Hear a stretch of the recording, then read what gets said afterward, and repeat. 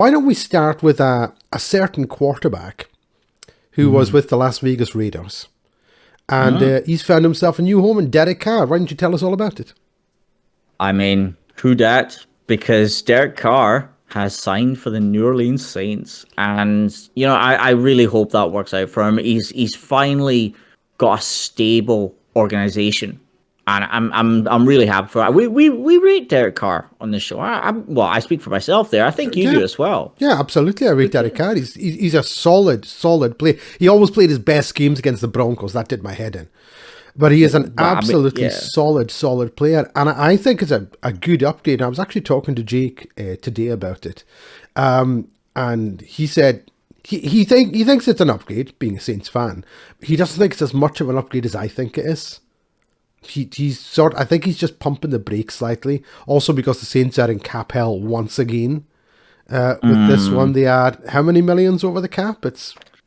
I think, well, as Jake would say, the cap's a myth. But, at this point, they kind of... I mean, his contract is a 4-year, $150 million. It's crazy money in itself. But I don't have the exact cap hit number on me. But what I do know is that the Saints are actively shopping some of their kind of fringe players and people with the sort of highest cap hits.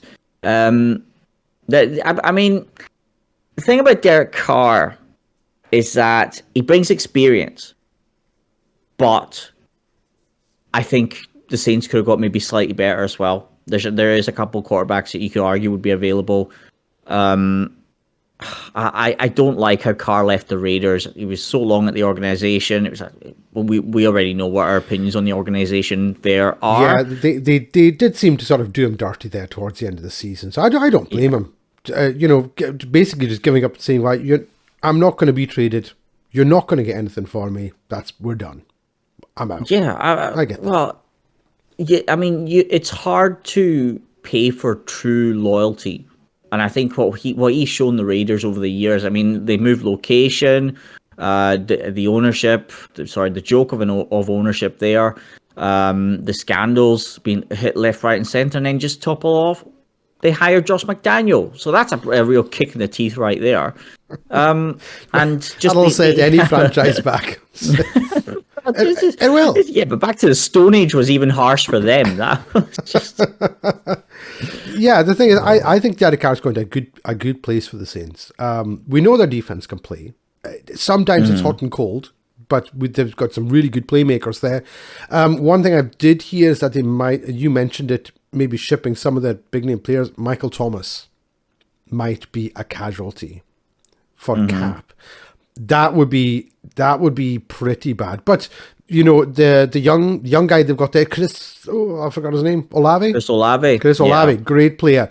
And Derek Carr's a good quarterback, as I say. I think it's enough of an upgrade as long as he stays healthy. So the one thing I want to ask you then, Davis, what do you think this does to Jameis Winston? What do you think he stays as a backup? Do you think they move on from Jameis? What do you reckon? Is he set to become a free agent? Or has he got another year left? I think he's got one more year left on his contract. He might do. Because I think the two quarterbacks that were brought into the league at the same time, Jameis Winston and Jacoby Brissett. Now, there was similarity with their styles because they had good movement out of the pocket, and they also threw some wild passes when they first came out of college. But Jacoby Brissett is set to become a free agent this year. So I think he's another candidate for our team to be a good backup. But I think Jameis Winston will stay at the Saints for this year. Andy Dalton, though. I was looking at some of Andy Dalton's stats a couple of days ago. And it turns out he was the 6th most accurate quarterback last year. Which, I think that's experience. Well, I mean, we'll stick an allegedly on at the end there. But he was one of the sort of highest rated accurate quarterbacks, and I think it's more because when he did throw the ball, he made decent decisions. Kind of in the reading what the defense were offering.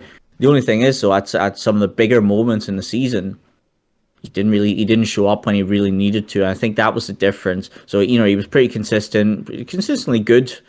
but then come the big moments, he wasn't good enough, I'm afraid. So I'd expect Andy Dalton, another one, to be a good backup for another team, but I think Jameis will stay at the Saints for next year, especially that, with Carr's kind of injury record, he does tend to get injured every few seasons.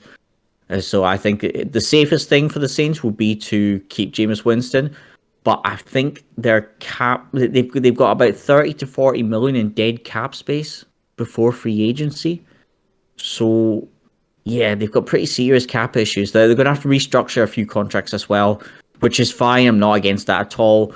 But I think they're going to have to cut some contracts and maybe make a few new free agents in the process.